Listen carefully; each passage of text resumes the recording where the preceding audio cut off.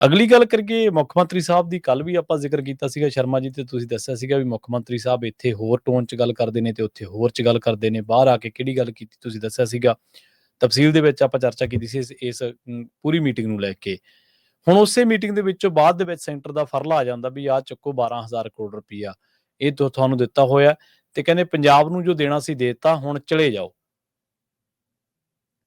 ਪ੍ਰਵੀਨ ਜੀ, ਜਦੋਂ ਮੁੱਖ ਮੰਤਰੀ ਸਾਹਿਬ ਹਾਂਜੀ। ਦੇਸ਼ ਦੇ ਗ੍ਰਹਿ ਮੰਤਰੀ ਅਮਿਤ ਸ਼ਾਹ ਨਾਲ ਕੋਈ 20-25 ਮਿੰਟ ਦੀ ਮੁਲਾਕਾਤ, ਮਤਲਬ ਘਰ ਦੇ ਵਿੱਚ ਬਿਤਾਇਆ ਸਮਾਂ 20-25 ਮਿੰਟ ਮੁਲਾਕਾਤ, ਸਾਨੂੰ ਵੀ ਪਤਾ 2 ਮਿੰਟ ਦੀ ਹੈ ਕਿ 2.5 ਮਿੰਟ ਦੀ ਹੈ ਕਿ 10 ਮਿੰਟ ਦੀ ਹੈ।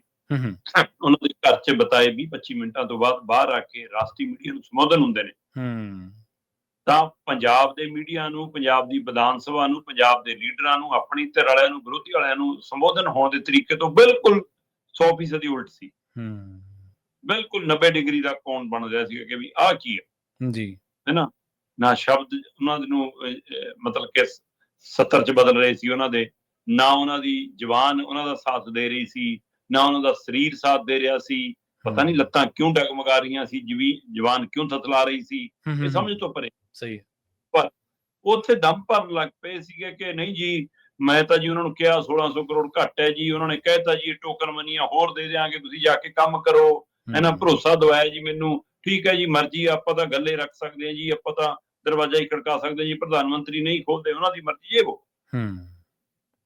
ਹੁਣ ਜਦੋਂ ਤੁਸੀਂ ਰਾਸ਼ਟਰੀ ਮੀਡੀਆ ਨੂੰ ਬੋਲੇ ਹੋ ਤਾਂ ਅਮਿਤ ਸ਼ਾਹ ਦਾ ਹਮਲਾ ਫਾਲਾ ਵੀ ਤੁਹਾਨੂੰ ਨੋਟ ਕਰ ਰਿਹਾ ਹੋਣਾ ਨਾ, ਤੁਸੀਂ ਬਾਹਰ ਜਾ ਕੇ ਕੀ ਬੋਲ ਰਹੇ। ਸਹੀ ਸੀ, ਬਿਲਕੁਲ। ਤੁਸੀਂ ਤਾਂ ਬੋਲ ਕੇ ਆਪਣੀਆਂ ਗੱਡੀਆਂ ਚੱਕ ਕੇ ਤੁਰ ਪਏ, ਅਜੇ ਸਹੁਰਿਆਂ ਦਾ ਪਿੰਡ ਨਹੀਂ ਟੱਪੇ ਸੀ, ਅਜੇ ਦੀ ਹੱਦ ਚੋਂ ਨਿਕਲ ਕੇ ਪੰਜਾਬ 'ਚ ਦਾਖਲ ਨਹੀਂ ਹੋਈ ਸੀ ਕਿ ਅਮਿਤ ਸ਼ਾਹ ਦੇ ਵਿਭਾਗੀ ਤੌਰ ਤੇ ਉਹਨਾਂ ਵੱਲੋਂ ਪ੍ਰੈਸ ਨੋਟ ਜਾਰੀ ਹੋ ਗਿਆ ਕਿ ਜੀ ਸਾਤੋਂ ਨਾ ਤਾਂ ਉਹਨਾਂ ਨੇ ਕੋਈ ਪੈਕੇਜ ਮੰਗਿਆ, ਸਾਡੇ ਕੋਲ ਨਾ ਉਹਨਾਂ ਨੇ ਕੋਈ 12,000 ਕਰੋੜ ਦਾ ਹਿਸਾਬ ਕਿਤਾਬ ਦਿੱਤਾ, ਨਾ ਉਹ ਅਜੇ ਤੱਕ ਕੋਈ ਡਾਟਾ ਸਾਨੂੰ ਪੇਸ਼ ਕਰ ਸਕੇ ਨੇ ਕਿ ਸਥਿਤੀ ਕੀ ਹੈ, ਕਿੰਨੀ ਹੈ, ਕਿਹੋ ਜਿਹੀ ਹੈ। ਉਹਨਾਂ ਨੇ ਸਪਸ਼ਟ, ਇਹ ਤੋਂ ਵੱਧ ਹੋਰ ਕੀ ਹੋਊਗਾ ਜੀ, ਮਤਲਬ ਤੁਹਾਡੇ ਦਾਅਵਿਆਂ ਦੀ ਹਵਾ ਕੱਢਤੀ। ਅਮਨ ਅਰੋੜਾ ਚੰਡੀਗੜ੍ਹ 'ਚ ਪ੍ਰੈਸ ਕਾਨਫਰੰਸ ਕਰਕੇ ਕਹੀ ਜਾਂਦਾ ਕਿ ਅਸੀਂ ਤਾਂ ਜੀ ਝੋਨੇ ਵਾਲਾ ਮੁੱਦਾ ਵੀ ਚੱਕਿਆ ਜੀ ਉਹਨਾਂ ਕੋਲ। ਸਹੀ ਹੈ। ਜਿਹੜੀਆਂ ਗੱਲਾਂ ਮੁੱਖ ਮੰਤਰੀ ਨੇ ਪ੍ਰੈਸ ਕਾਨਫਰੰਸ 'ਚ ਨਹੀਂ ਕਹੀਆਂ ਰਾਸ਼ਟਰੀ ਮੀਡੀਆ ਮੂਹਰੇ, ਉਹ ਅਮਨ ਅਰੋੜਾ ਕਹਿ ਰਿਹਾ ਜਿਹੜਾ ਮੀਟਿੰਗ 'ਚ ਵੀ ਨਹੀਂ ਸੀ, ਉਹਨੂੰ ਪਤਾ। ਪਰ ਅਮਿਤ ਸ਼ਾਹ ਨੇ ਜਿਵੇਂ ਇਹ ਗੱਲ ਕੀਤੀ ਕਿ ਜੀ ਅਸੀਂ 12,000 ਕਰੋੜ ਦਾ ਹਿਸਾਬ ਮੰਗਿਆ, ਉਹਨਾਂ ਕੋਲ ਨਹੀਂ ਸੀ, ਅਸੀਂ ਕਹਿਤਾ ਕਿ 12,500 ਕਰੋੜ ਉਹ ਪਿਆ, ਤੁਹਾਡੇ ਕੋਲ 1600 ਤੁਹਾਨੂੰ ਦੇਤਾ ਤੇ ਇੰਨਾ ਬਹੁਤ ਹੈ, ਤੁਸੀਂ ਇੰਨਾ ਕੀ ਕਹਿੰਦੇ ਹੋ, 13,800 ਕਰੋੜ ਦਾ ਖਰਚਾ ਤੁਹਾਡਾ ਹੈ ਨਾ, ਦੇਤਾ ਤੁਸੀਂ ਇੰਨਾ। ਮਤਲਬ ਮੁੱਖ ਮੰਤਰੀ ਸਾਹਿਬ ਆਪ 13,800 ਕਰੋੜ ਵੀ ਕਹੀ ਜਾਂਦੇ ਆ ਤੇ 20,000 ਕਰੋੜ ਦੀ ਵੀ ਗੱਲ ਕਰੀ ਜਾਂਦੇ ਆ, ਦੋਹਰੀ ਹੈ। ਪਰ ਸਵਾਲ ਅਮਿਤ ਸ਼ਾਹ ਦੇ ਇਹ ਕਹਿਣ ਦਾ ਨਹੀਂਗਾ ਕਿ ਤੁਸੀਂ 12,000 ਦੇਤਾ ਜਾਂ ਅਸੀਂ 1600 ਹੋਰ ਦੇਣ ਦੀ ਲੋੜ ਨਹੀਂ। ਉਹਨਾਂ ਨੇ ਇਹ ਵੀ ਆਪਣੀ ਪ੍ਰੈਸ ਬਿਆਨ 'ਚ ਦਮ ਭਰਿਆ ਕਿ ਅਸੀਂ ਤੁਹਾਨੂੰ ਨਹੀਂ ਦੇਣਾ 1600 ਵੀ, ਅਸੀਂ 170 ਕਰੋੜ ਤਾਂ ਜਾਰੀ ਕਰਤਾ ਨੈਸ਼ਨਲ ਹਾਈਵੇ ਵਾਲਿਆਂ ਨੂੰ ਸੜਕਾਂ ਲਈ, ਏਦਾਂ ਅਸੀਂ 800 ਕਰੋੜ ਜਾਰੀ ਕਰ ਚੁੱਕੇ ਹਾਂ ਸੰਬੰਧਿਤ ਧਿਰਾਂ ਨੂੰ। ਮਤਲਬ 1600 ਚੋਂ ਵੀ ਦੀਵਾਨੀ ਚਵਾਨੀ ਇਹਨਾਂ ਨੂੰ ਨਹੀਂ ਮਿਲਣੀ ਆਪਣੀ ਮਰਜ਼ੀ ਨਾਲ ਖਰਚਣ ਲਈ। ਉਹ ਚਾਹੇ ਸਿੱਧਾ ਕਿਸਾਨਾਂ ਦੇ ਖਾਤਿਆਂ 'ਚ ਨਹੀਂ ਪਾ ਰਹੇ, ਪਰ ਵਿਭਾਗੀ ਤੌਰ ਤੇ ਜਾਂ ਉਹ ਸੰਬੰਧਿਤ ਜਿਹੜੀਆਂ ਸਕੀਮਾਂ ਨੇ ਕੇਂਦਰੀ, ਉਹਨਾਂ ਤੌਰ ਤੇ ਜਾਂ ਵਿਭਾਗਾਂ ਦੇ ਹਵਾਲੇ ਨਾਲ ਉਹ ਪੈਸਾ ਦੇ ਰਹੇ ਨੇ।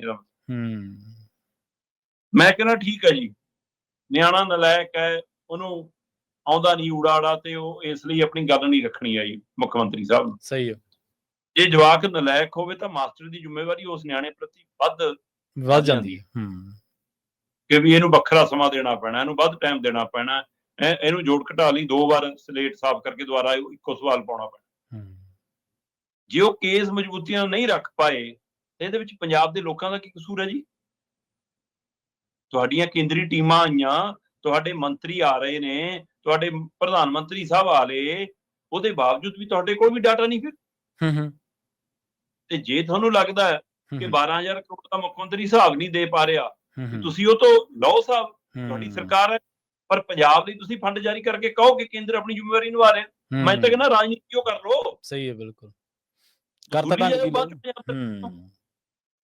ਸੋ ਇਸ ਲਈ ਜਿਹੋ ਜਿਹਾ ਤਰੀਕਾਕਾਰ ਮੁੱਖ ਮੰਤਰੀ ਦਾ ਪੰਜਾਬ ਨੂੰ ਲੈ ਕੇ, ਉਹੋ ਜਦੋਂ ਹੀ ਹਲਕੇ ਪੱਧਰ ਦਾ ਤਰੀਕਾਕਾਰ ਅਮਿਤ ਸ਼ਾਹ ਦਾ ਪੰਜਾਬ ਨੂੰ ਲੈ ਕੇ ਜੀ। ਸੋ ਦੋਏ ਧਿਰਾਂ ਗੰਭੀਰ ਨਹੀਂ ਹੈਗੀਆਂ, ਸਿਰਫ ਰਾਜਨੀਤਿਕ ਲੜਾਈ ਲੜ ਰਹੀਆਂ। ਇਹ ਲੜਾਈ ਕੇਂਦਰ ਬਨਾਮ ਪੰਜਾਬ ਹੋ ਕੇ ਰਹਿ ਗਈ ਹੈ, ਇਹ ਲੜਾਈ ਆਮ ਆਦਮੀ ਪਾਰਟੀ ਬਨਾਮ ਭਾਰਤੀ ਜਨਤਾ ਪਾਰਟੀ ਹੋ ਕੇ ਰਹਿ ਗਈ ਹੈ। ਸਹੀ ਹੈ। ਹੁਣ ਇਹ ਪਤਾ ਦੋ ਇੱਕ ਦੂਏ ਨੂੰ ਥਾਪੜਾ ਦੇ ਕੇ ਮੈਦਾਨ 'ਚ ਰੱਖਣ ਲਈ ਲੱਗੇ ਹੋਏ ਨੇ ਕਿ ਦੋਵਾਂ ਨੂੰ ਬੜੇ ਬਣਾਈ ਰੱਖੀਏ, ਜਾਂ ਦੋ ਇੱਕ ਦੂਏ ਨੂੰ ਕਿਨਾਰੇ ਕਰਕੇ ਉਹਦੀ ਥਾਂ ਲੈਣ ਨੂੰ ਫਿਰਦੇ ਨੇ। ਇਹ ਤਾਂ ਆਉਣ ਵਾਲਾ ਵਕਤ ਦੱਸੂਗਾ। ਪਰ ਦੋਏ ਪੰਜਾਬ ਨੂੰ ਲੈ ਕੇ ਸੁਹਿਰਦ ਨਹੀਂ ਹੈਗੇ। ਪੰਜਾਬ ਦੇ ਲੋਕਾਂ ਦੀ ਬਾਂਹ ਨਾਲ ਕੇਂਦਰ ਫੜ ਰਿਹਾ ਨਾ ਸੂਬੇ ਕੋਲ ਕੁਛ ਹੈਗਾ, ਦਾਣੇ ਮੁੱਕੇ ਇਹਨਾਂ ਦੇ। ਜੀ